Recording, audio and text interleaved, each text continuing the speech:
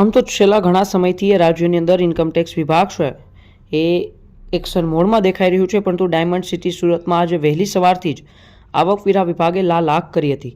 Surat IT વિભાગની ડીડીઆઈ વિંગે શહેરના ટોચના ઉદ્યોગપતિઓના રહેણાંક અને વેપારિક સ્થળો પર એકસાથે દરોડા પાડીને તપાસનો ધમધમાટ શરૂ કર્યો છે, જેના કારણે સમગ્ર વેપારી આલમમાં ભારે સન્નાટો અને ફફડાટ વ્યાપી ગયો હતો.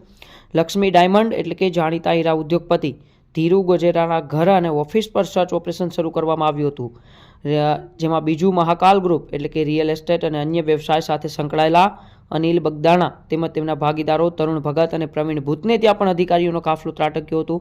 સૂત્રોના જણાવ્યા અનુસાર આ દરોડામાં ઉદ્યોગપતિઓના વિવિધ પ્રોજેક્ટ્સ, ઓફિસો અને અંગત રહેણાંક મકાનો સહિત અનેક સ્થળોને આવરી લેવામાં આવ્યા છે. વહેલી સવારથી જ થયેલા કાર્યવાહીમાં મોટા પાયે વાંધાજનક દસ્તાવેજો, ડિજિટલ ડેટા અને કરોડોના બેનામી વ્યવહારો મળી આવવાની શક્યતા છે.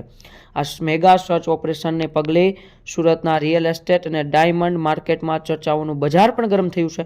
મોડી સાંજ સુધીમાં દરોડામાં કેટલું બેનામી નાણું પકડાય છે તેના પર સૌની નજર ટકેલી છે, પરંતુ સૌથી જે ચર્ચાનો વિષય બન્યો છે એ ચર્ચાનો વિષય હતો સુરતના જાણીતા ઉદ્યોગકાર અને લક્ષ્મી ડાયમંડ એટલે કે ખૂબ જેમનું મોટું નામ છે એવા લક્ષ્મી ડાયમંડના એ ધીરુ ગજેરા અને તેમના ગજેરા પરિવારના તેમની સાથે સંકળાયેલા ધંધામાં ભાગીદાર રહેલા બધા ભાઈઓની ઘરે પણ ઇન્કમટેક્સના દરોડા પડ્યા હતા.